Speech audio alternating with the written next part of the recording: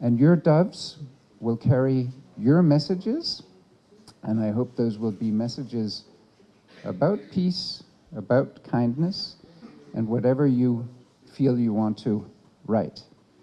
Your doves are going to fly.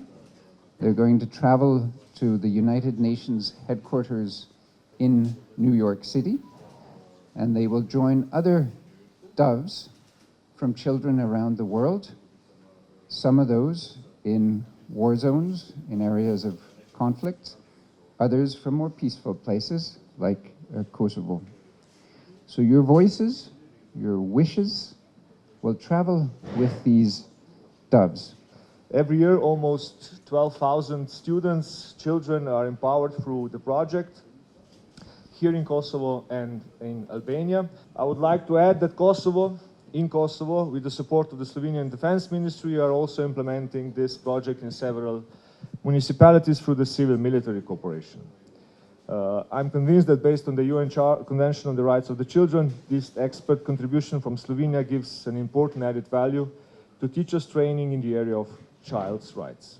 Together with children from around the world, you have created and shared with the United Nations origami doves with messages written inside calling for the protection of your rights and for peace. Mbështetja jonë do të jetë e vazhdueshme, ne do të jemi të hapur që të krijojmë një ambient sa më të mirë pune, që edhe shoqëria jonë të zhvillohet, të emancipohet dhe të jemi një shoqëri e cila reflekton për paqe, për mirësi, për bashkëpunim gjithandej botës. Today, together with you and all the guests, we look forward to do doves, which are symbol of peace.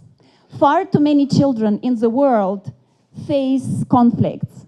They are affected by the events and they cannot see peace. So your action today will matter because your messages of peace will be sent to such doves with messages of peace of children from across the world, so that one day not a single child will face war or conflict or suffer from those. Ky aktivitet ka shumë rëndësi, sepse fëmijët që janë në luftë nuk do të jenë në luftë për në paqe, sepse ata janë të pafajshëm. Unë nga ky aktivitet kam mësuar që çdo fëmijë duhet të jetë në paqe dhe nuk duhet të jetë në luftë, se ata janë të pafajshëm dhe ne duhet të kemi paqe në jetë dhe duhet të kemi shumë gjëra të tjera. I like to say that children have rights to go to school, to get food and everything.